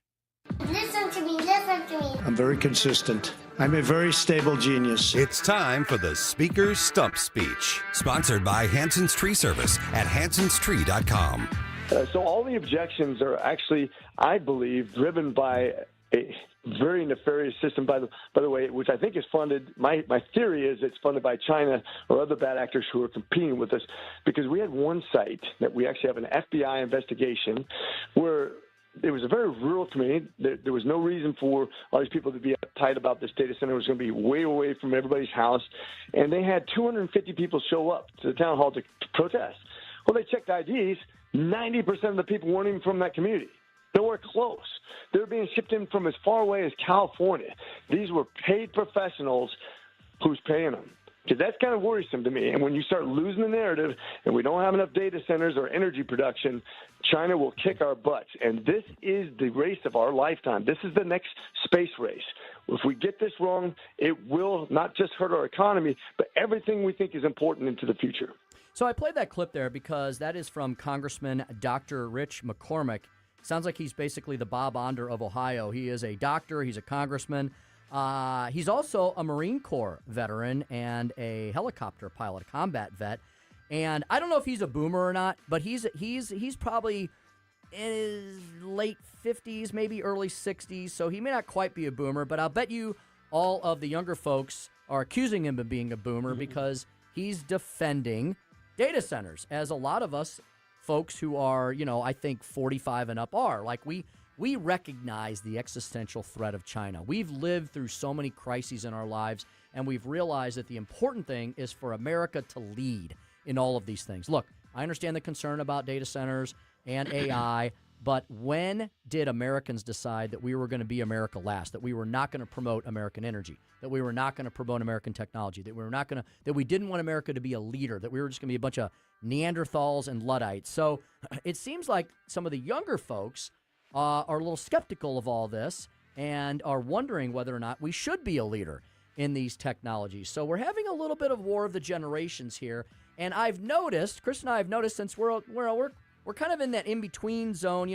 We're not boomers, by the way. Neither one of us. I looked at the official scale. To be a baby boomer, remember the original phrase was baby boomer. People were born from the baby boom of all the World War II generation. Everybody come back from World War II and being in love and happy, and what happens next? Kids come, all right? So that is people born between 1946 and 1964. That's neither one of us. No. We are in Gen X, which is 1965 to 1979. So we're Gen Xers, but so Chris and I, we can look up and we can see baby boomers ahead of us. We can look right behind us and we can see the millennials, right? I think they're next, millennials. And so us Gen Xers are going, I'm not sure. We're not sure. But the baby boomers, they did a lot of great things for our country. And I'm wondering if, like we were talking about earlier, are people just envious? Like, okay, so they're like in their prime, right? They've had their careers. Many of them are still working, very successful. Most of them probably own their homes at this point in time. Maybe they have a second home. They're the ones that have the majority of the wealth in the country is concentrated in that generation. And so maybe people are just like, hey, old man, hey, old lady, get out of the way. I'm next. I don't know what it is. Todd Showalter did one of his very funny but often very truthful monologues about boomers, and he wrote about it in his column that you can get. You can get Todd, the public edition, if you want to subscribe to his newsletter. So Todd says that one of the favorite parts of publishing political cartoons isn't drawing them, it's reading what people say about them afterwards.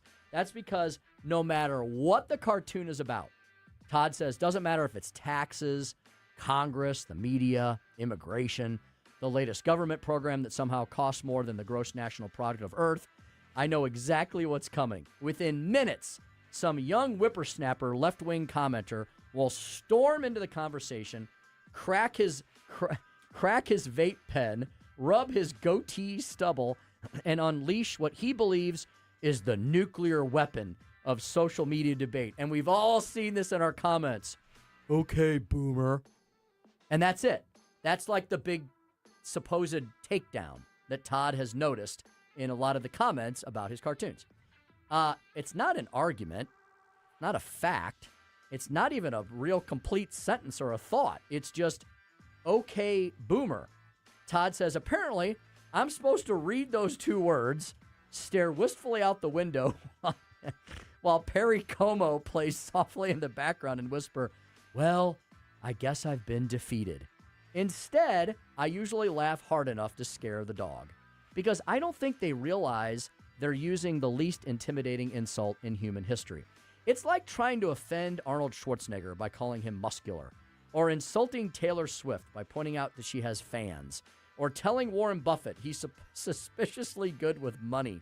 If you're going to insult somebody, shouldn't the insult be really bad? Calling someone a boomer is really just announcing that they succeeded. They survived long enough to collect stories and other things along the way of the journey of life.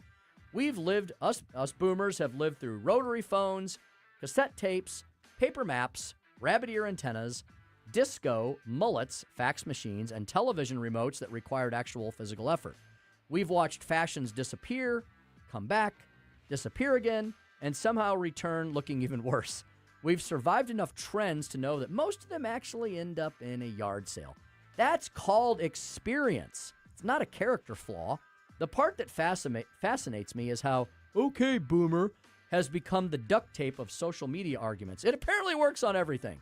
Cartoon about government spending? Okay, boomer. Cartoon about free speech? Okay, boomer. Cartoon about the media? Okay, boomer.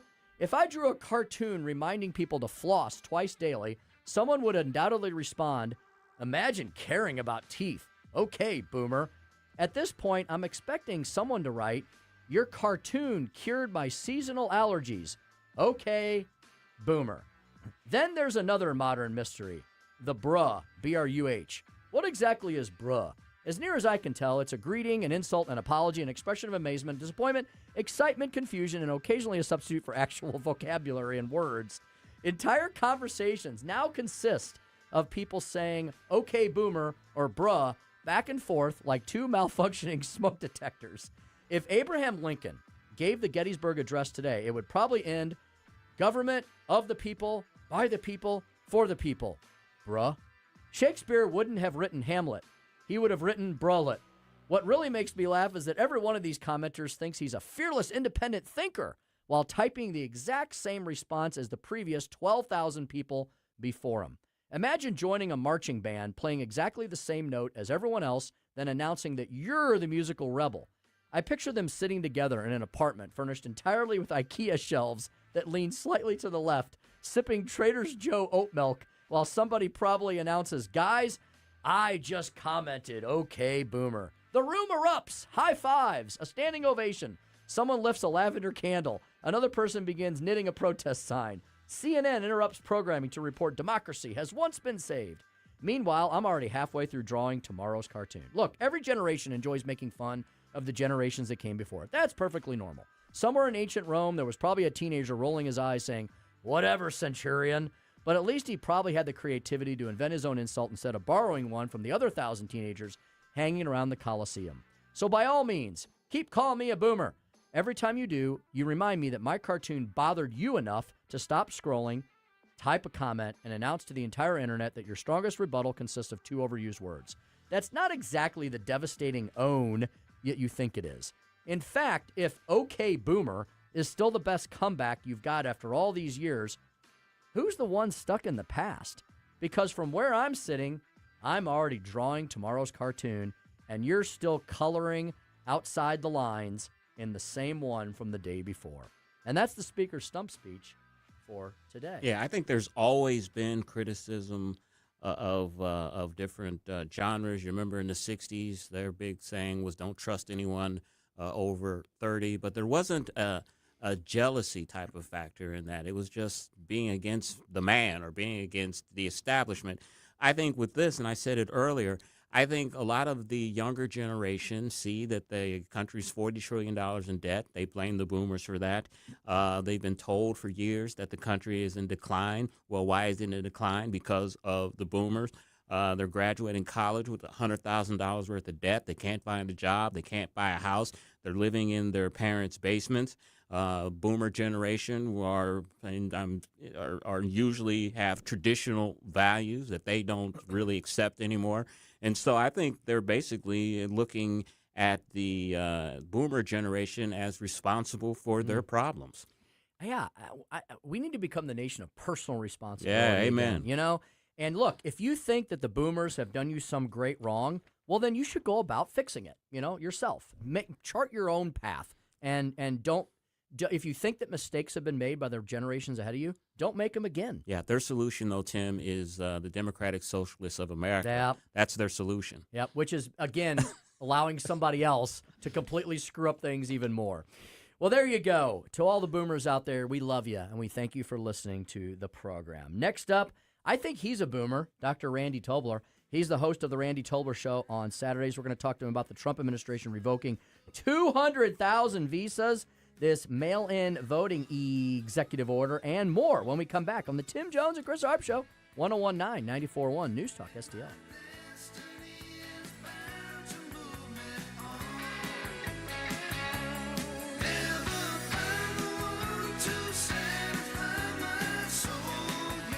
Like us on Facebook at News Talk STL.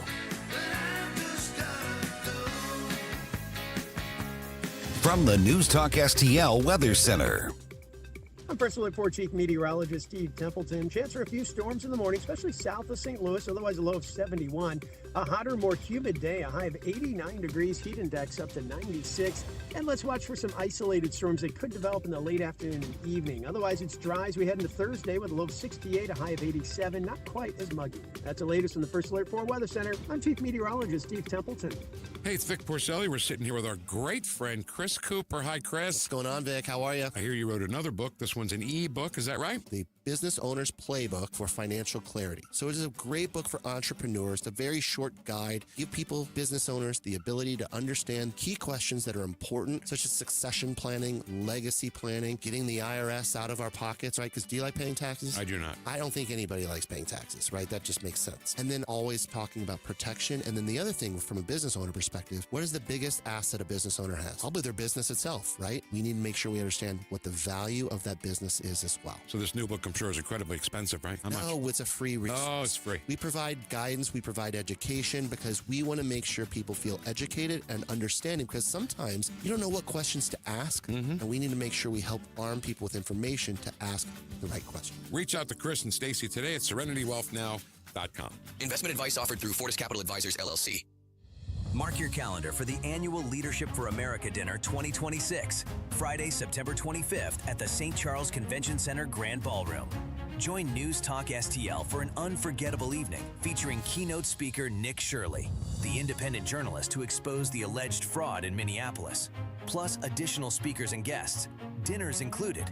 So come hungry for great food and bold ideas. For tickets and more information, visit newstalkstl.com. Tired of being the main course at your own backyard barbecue? Meet the Mosquito SWAT team. Every member is a licensed technician who custom mixes your treatment on site. We've got over 15 options and we never lock you into a contract. Take back your backyard, themosquitoswatteam.com. This hour of Jones and Arps is brought to you by Stifel. Contact your Stifel financial advisor at stifel.com. That's STIFEL.com.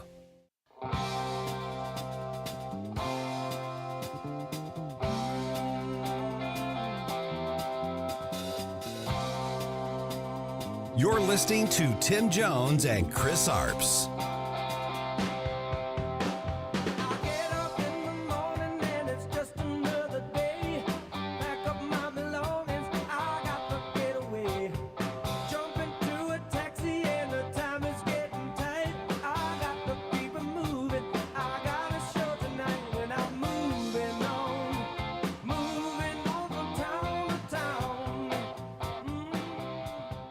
This morning, the White House cracking down on foreign nationals attempting to abuse America's immigration system. The State Department is now expected to launch the largest mass visa revocation in U.S. history. So the focus on this effort is on people who came to the United States using B1 business visas or B2 tourist visas, which are intended for temporary visits and then applied for asylum to remain in the country. Gentlemen, we're about to enter the fascinating sphere of police work, the world of forensic medicine. Truly, you have a dizzying intellect. Randy Tobler, Truth Warrior, Woke Destroyer. Dr. Randy Tobler joining us as he does on Tuesday afternoons. You can hear him every Saturday for 3 hours. and it's hardly ever enough for the wit and wisdom of the good Dr. Randy Tobler. Doc, we want to talk to you about this immigration news and a lot of other things, but we can't ignore the big headline of the day. We've all been covering it. I'm sure you'll be talking about it tomorrow morning. The passing of an international icon, Dolly Parton. Your thoughts? Well, like a lot of things going on right now, politically and culturally, it just feels like a huge tectonic change in this nation, doesn't it? Mm-hmm. A lot of the old, reliable, traditional, good old, thigh slapping, beer drinking, hollering, hooping, good old American, style seems to be heading the other way, right? And I think it's a great loss because, there was no one that was more iconic in terms of gathering people and just full of love. And how many times did I go to the Dixie Stampede in Branson with my kids? I can't even count them. Yeah. I almost stopped eating chicken after that. I've been there so many times. But no, we're patriotism and American values and just those good, down home rootsy kind of things tend to be going, going the other way. They're going aside and making room for a new generation. And, what that's going to bring, I hope it's not DSA.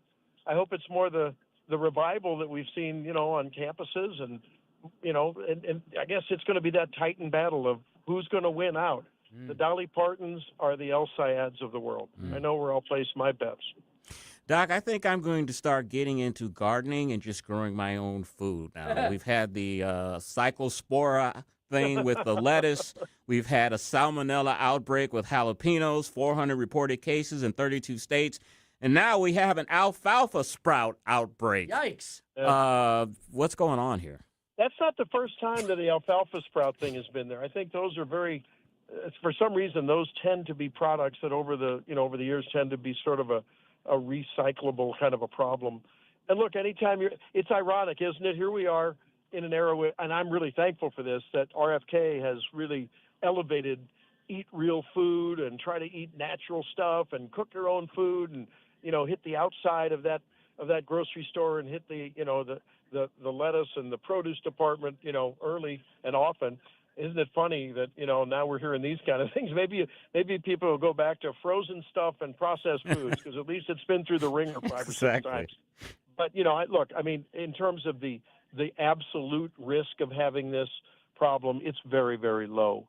And we might say, too, that, while people have been a little afraid and I think skeptical of government involvement in our health, whether it's vaccine recommendations or, whether it's pharma and FDA approval of stuff. I think the monitoring function of government when it comes to CDC monitoring of this is a really important function. And I hope that we don't throw that by the wayside because at least people can be wary of, when these outbreaks are occurring, okay, better take it easy. Maybe I'll avoid this little piece of produce for a while and, wait till things settle down. So hopefully it's not too bad. But, man, a life without jalapenos is like a day without the sunshine. And, Doc, to make matters worse, in a related story, my dad, who I think you've met, who's a retired veterinarian, lifelong veterinarian, he sent me an update from the Missouri Department of Agriculture about this New World screwworm outbreak in Texas and New Mexico in June, and apparently it's still causing problems. Now, I understand there's no threat directly to humans, but if it's affecting our livestock, like our cattle, our sheep, and our goats, that's another cause for concern. This is what government's supposed to do, though, right, Doc? They're supposed to take care of actual outbreaks and help stem to do damage control, right? You're right, and I think as I understand, in Texas, it got a little out of control, and there was a lot of controversy where the head of it was either the Department of Ag or the health down there. I think it was Ag Department guy got into it with other officials, and there is a very effective way of controlling that. But I think some folks apparently in the domestic husbandry business and livestock business are concerned about, and in the environmental business are worried about too much sort of a 1-2 punch that traditionally has been shown very, very effective. But again, we're in a time when people are cautious about, glyphosate when it comes to, herbicides on our crops. And, are we spreading around too much spraying of whatever they would spray in sort of a general umbrella sense to try to cover these herds along with specific things? And as I understand it, there was some battle down there about whether to go back to the old tried and true for decades way of dealing this. And someone didn't want to do it, and someone did want to do it. I think our Department of Ag people here in Missouri are really sharp. They've got great support from the University of Missouri and other institutions around the state. So I just anticipate that we're not going to have any political battles get in the way of real science. And I don't mean Fauci-style science. I mean good science. Doc, as an OBGYN, I've been very curious to get your thoughts on this Lindsay Clancy case. She's the woman in Massachusetts who killed her 3 children. Her defense is that she was suffering from postpartum psychosis. I want to get your thoughts on that. And the fact that there are women now that are coming to her support and saying that her husband is the one who probably actually committed the murders. I don't know. I've heard those conspiracy theories, and I guess that's for the forensic investigators on the scene with the crime scene, forensics to figure it out. But look, I'm troubled by the fact, because I have never had a patient with that deep of a postpartum psychosis. It's really pretty rare. Postpartum depression is not unusual. Postpartum blues, probably 80% of women get some version of that. But then there's depression at a deeper level where it becomes a problem for the patient to function, to, just do normal kind of mom kind of things. Not that they're threatening. It's just a matter of total, almost like a catatonic, paralysis. And they just need a little help. Usually it's not enough sleep coupled with often a history of depression. And that can be treated pretty readily with fairly standard remedies. But as far as psychosis and losing touch with reality and hearing voices or seeing things that aren't there, I have never had anyone. I've had a couple of patients that had psychosis, but not to that level, and they had pretty significant previous psychiatric histories.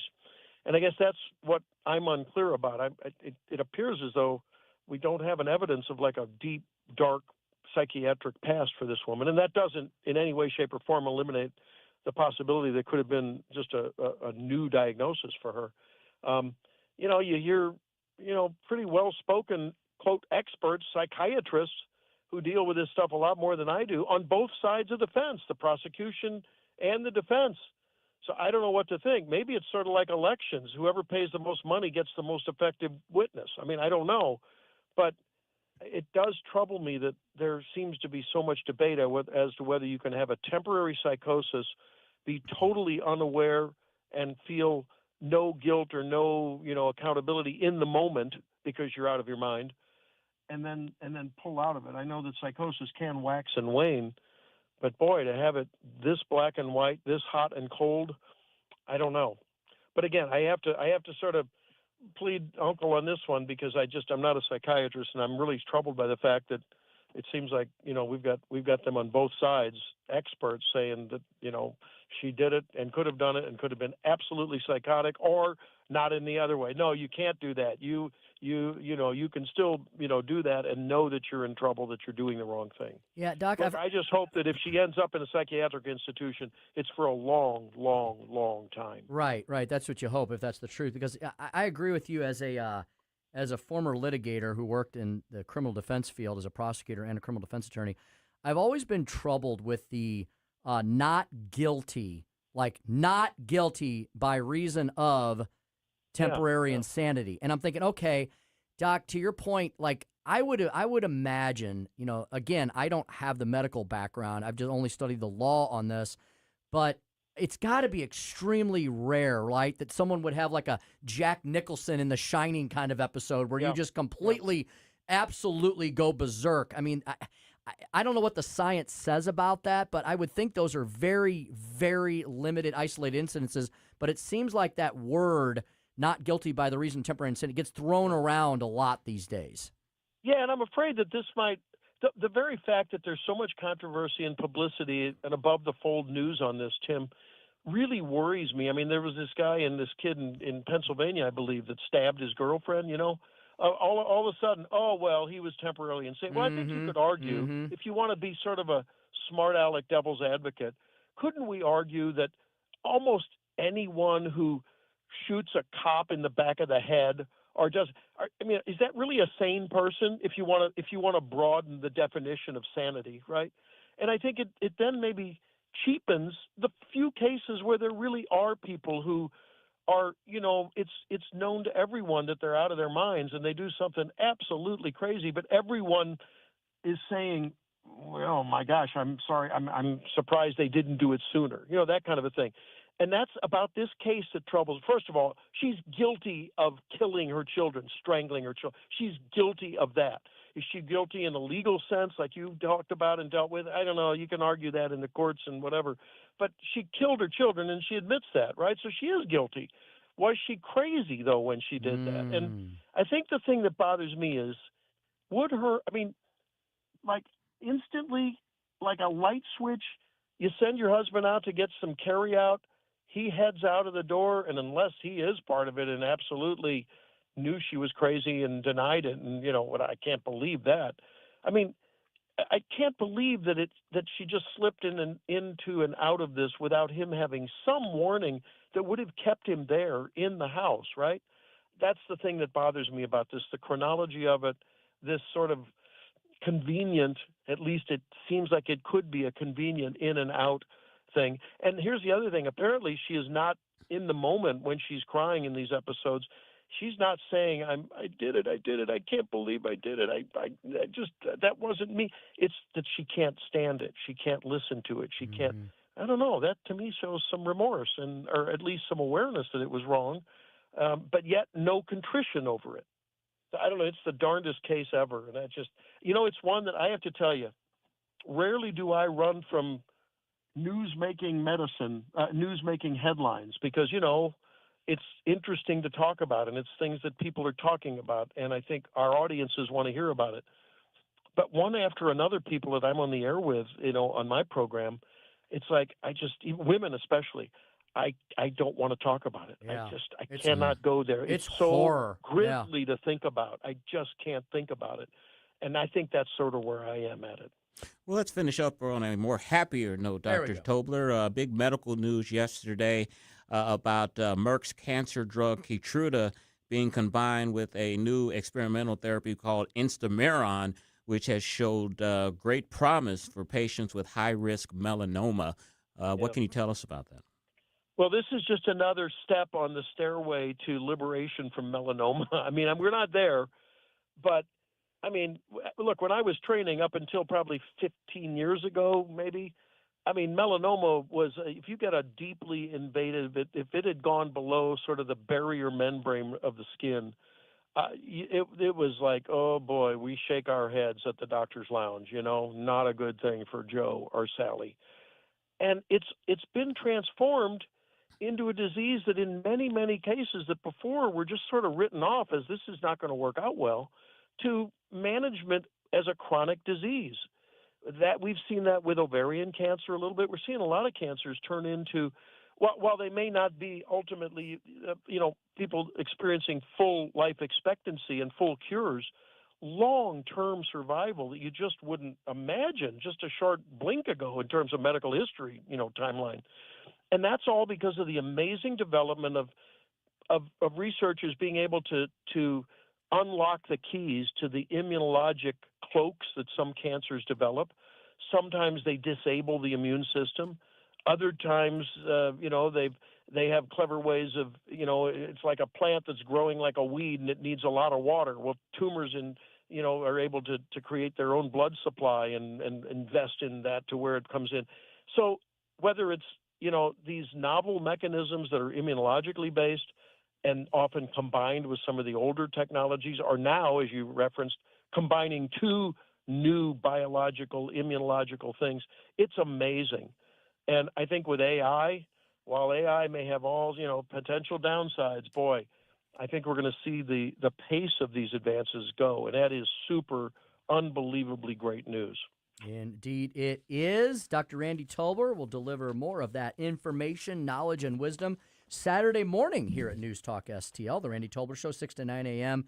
here at 101.9 Doc, thanks for everything. It's always great having you on. Thanks, Doc. I enjoyed it so much. Thanks, guys. Yes, indeed. 5:44 in the PM. When we come back, Chris has an interesting story regarding LinkedIn and a use that you might not think it could be used for. Not for me and you, though. Okay, well, maybe we're safe from it. And then Larry Connors, USA, Commander Connors comes at you at 6:05. Story behind the story today, a very interesting rise and fall story of one of the most famous and then infamous characters of our nation's past. All of that and more coming up on the Tim Jones and Chris Arps Show, 101.9 94.1 News Talk STL.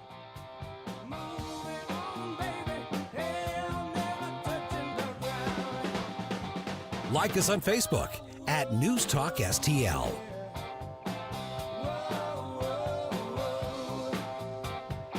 From the News Talk STL Weather Center. I'm First Alert 4 Chief Meteorologist Steve Templeton. Chance for a few storms in the morning, especially south of St. Louis, otherwise a low of 71. A hotter, more humid day, a high of 89 degrees, heat index up to 96. And let's watch for some isolated storms that could develop in the late afternoon and evening. Otherwise, it's dry as we head into Thursday with a low of 68, a high of 87. Not quite as muggy. That's the latest from the First Alert 4 Weather Center. I'm Chief Meteorologist Steve Templeton. The Vic Borselli Show. Handsome, ultra MAGA Speaker of the House, the one and only Tim Jones. And Ken Williams will take you through 9 to noon on Thursday. So, enjoy. It's as Jewish as I can do it. Weekday mornings at 9 on News Talk STL. Since 1964, Royal Banks of Missouri has been proud to be your local community bank. They serve St. Louis, St. Charles, Southern Illinois, and Northeast Missouri. What I love about Royal Banks is this. They've got that hometown feel, but they've also made banking incredibly convenient. Their local team is ready to partner with you at any stage of your financial journey, whether you're just getting started or planning your next big move. Here's the game changer, though. They're interactive teller machines, ITMs. No more rushing to beat bank hours. We've all been there. You can connect with a real Royal Banks employee, even in the evenings and on Saturdays. Whether it's a deposit, a payment, or just getting help, it's simple, secure, and you're still talking to a real person you can trust. That's the difference with a true community bank. Visit royalbanksofmo.com to find an ITM near you and to learn more. Royal Banks Missouri, investing in our communities, one client at a time. Member FDIC, equal housing lender. Jamie Allman here, tossing and turning over retirement worries. You're not alone. 3 out of 4 Americans share your concern about having enough saved. But here's the thing. A comfortable retirement isn't out of reach, even if you're planning for 30 or 40 years ahead. Every day, Jeff Portman from the Gemini Wealth Group helps people avoid the critical mistakes that can derail their retirement. Build your path to financial confidence. Visit GeminiWealthGroup.com or call Jeff directly at 314-888-0123. Securities and advisory services offered through LPL Financial, a registered investment advisor. Member FINRA, SIPC.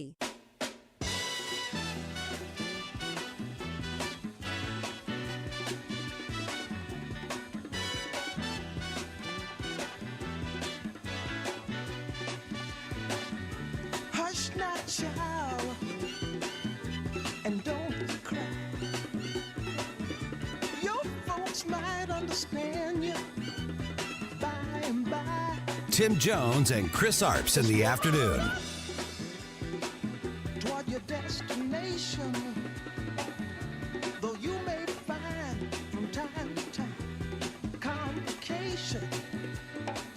President Trump this morning is also taking new shots against Canada. On his social media platform, Truth Social, he posted, "The United States is giving serious consideration to changing the name of Lake Ontario to Lake America." Well, I think it's a lot of rhetoric. And when President Trump wants to attack our sovereignty and attack our businesses and people in Ontario, I can't roll over. My job is to protect Ontario and Canada, and ironically, protecting the American people. 548 on the Tim Jones and Chris Arps Show. President Trump, the king of the political troll. You know, he did change the name of the Gulf of Mexico to the Gulf of America, and a lot of maps, including Google, actually adhere to that. I wonder if he changed Lake Ontario to Lake America, would they go for it? I don't know. I mean, on everything I've seen, it's the Gulf of America now. Yeah. Like, for real. And it's on T-shirts, so it must be true, right? Exactly. Canada better watch it. Look, I don't want to big dog them, but, like, Chris, they barely have more people than the one state of California. I mean, Canada needs the U.S. for so many reasons. And it's kind of a wasteland up there, let's be honest. That's why there's only 40 million people there. So I don't know. I think we win this fight long term. I do too, but Canada does have some leverage on the northeast seaboard. They supply a lot of electricity to those states and to those cities there, and they have in the past threatened to cut off the electricity. So they've got some leverage, but not as much as they probably think they do. Yeah. All right, LinkedIn. Tim. LinkedIn. I want to hear about this. LinkedIn problem. LinkedIn members, Tim, are increasingly using the service to find romantic partners. Wait, isn't that what Grindr's for? Yes. Wall Street Journal says one dating coach said that she encourages clients to use LinkedIn to reach out to romantic interests, but that the first message should be subtle. LinkedIn said, "Hey, you want to go to a hotel after the board meeting?" I guess you don't say that. LinkedIn says users are looking for love in all the wrong places. Using it to find dates is against the rules. Our focus, according to LinkedIn, is on making sure that people are safe from unwanted romantic advances. So if you are on LinkedIn and trying to secure a romantic partner, you may get your account suspended. So be really? Very, very careful. So they're monitoring this. Yes, they said they are not for that. They are for networking and people finding jobs and professional networking. Yes. Not to get a hookup. So I threw out the whole Grindr thing, but I have no idea what Grindr is. Joey, is that the bad one? That's the gay site. Is that the bad, nefarious, nasty site? What I is wouldn't equate gay with bad, but it is the gay one. Oh, okay. Yeah, that's and the gay the one. worst part, there's no E in it. It's just Grindr. See, I noticed that. I honestly don't know what any of these are. I just hear people talking about them. The old-fashioned one was Tinder, right? Yeah, was that the original? Yeah. Grindr's there's a gay one? See, I didn't even know that. Grindr is the gay dating site. Of course. Don't ask me how I know that. I'm not indulging. Neither one of us use it. All right? Exactly. What's the other one? There's other ones too, right? There's like what's the first one where they used to play that song over and over and over? It was a pop hit from the '70s, and every time that commercial would come on, I would turn it off because it was a Nat King, Natalie Cole, one of her hits from the '70s, and they used that as their song for their site. It was one of the first dating sites. I'm a Farmers Only guy. That's the one I use. Farmers Only? Yeah. Okay. You don't have to be lonely at farmersonly.com. You know what makes me really uncomfortable? And we usually, I thought they only ran these late at night on like Fridays and Saturdays, but you pointed it out the other day. They were running it in the middle of the freaking afternoon. Those long drug commercials. Oh, yeah. And look, I feel bad if people have, it's mainly for like HIV-related stuff, but these commercials go on for like 3 or 4 minutes. Yeah. And it's a bunch of scenes. Look, if you want to be gay, I don't care. I don't need to watch it for 4 minutes on a TV commercial. These people, and they're all like making these, they're like, I don't know. I'm sorry. I'm not a homophobe. I'm not. But it's like the commercial, it's not a 30-second commercial. Yeah. It goes on forever.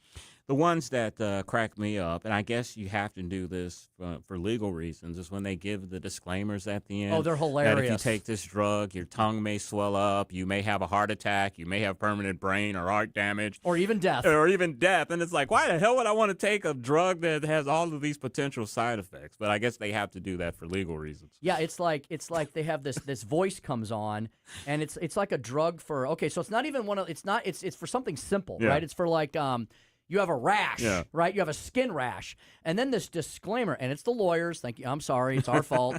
This disclaimer comes on, and it's like most of the commercial. Yeah. And, Chris, by the time they get to the end of the disclaimer, I literally have sometimes sat there and said, what was that drug for? Yeah. I've completely forgotten, but I do know that it may cause death. The one that never made sense to me is when they were doing the Viagra commercials.